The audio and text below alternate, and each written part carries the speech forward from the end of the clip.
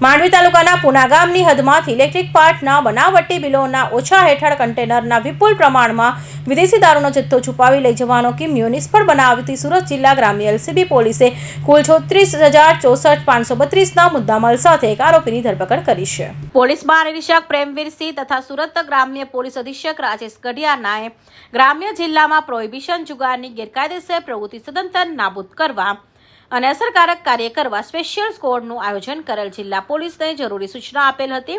જેના અનુસંધાને NG Panchani, police inspector એલસીબીનાએ જિલ્લા એલસીબીની ટીમ, પેટ્રોલિંગ પોલીસ અધિકારી પીએસઆઈ જે.એલ. પટેલ તથા પીએસઆઈ એ.એન. ચૌહાણ તથા પોલીસ માણસોની અલગ અલગ ટીમો બનાવી સ્પેશિયલ ડ્રાઈવ અસરકારક કામગીરી કરવા જરૂરી સૂચના આપેલ. જે અનુસંધાને પેરોલ ફ્લોર સ્કોડ વર્ડની માણસોની ટીમ બનાવી ચોક્કસ દિશામાં વર્કઆઉટ કરી પ્રોહિબિશનની જુગારની ગેરકાયદેસર પ્રવૃત્તિ શોધી કાઢવા માટે પેટ્રોલિંગમાં હતા. તે દરમિયાન એનજી પાંચાણી તેમજ એએસઆઈ હેમંતભાઈ, બાબાભાઈ તથા અનિલભાઈના સંયુક્ત રીતે ખાનગી બાતમી થકી ચોક્કસ બાતમી મેળવી શકે એક અશોક લેવન ટ્રક કન્ટેનર નંબર MH46F5779નો ચાલક પોતાના કબજાના કન્ટેનરનો વિદેશી દારૂનો જથ્થો ભરી નવાપુર, સોનગઢ, માંડવી થઈ અંકલેશ્વર તરફ જનાર છે તેવી ચોક્કસ બાતમીને આધારે સુરત એલસીબીની અલગ અલગ ટીમોએ જિલ્લા માંડવી તાલુકા પુના ગામની હદમાં માંડવી કિમ રોડ ઉપર વોચ ગોઠવતા અને હકીકત મુજબ કન્ટેનર આવતા ઝડપી ચાલક અને પૂછપરછ કરતા કન્ટેનરમાં ઇલેક્ટ્રોનિક્સ પાર્ટ ભરેલ હોવાનું જણાવી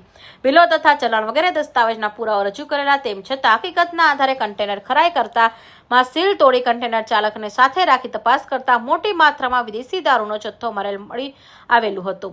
કન્ટેનર ચાલકને પૂછપરછમાં હાથ ધરેલા, જેમાં વિદેશી દારૂનો જથ્થો મહારાષ્ટ્રના રાજ્યમાંથી ભરાવી ગુજરાતના અંકલેશ્વર સુધી લઈ જવાનું હોવાનું જણાવેલ. જેમાં વિપુલ પ્રમાણમાં રૂપિયા કુલ 34,64,532નો મુદ્દામાલ કબજે કર્યો છે. પકડાયેલા તથા વોન્ટેડ આરોપી વિરુદ્ધ કાયદેસરની કાર્યવાહી હાથ ધરવામાં આવી છે.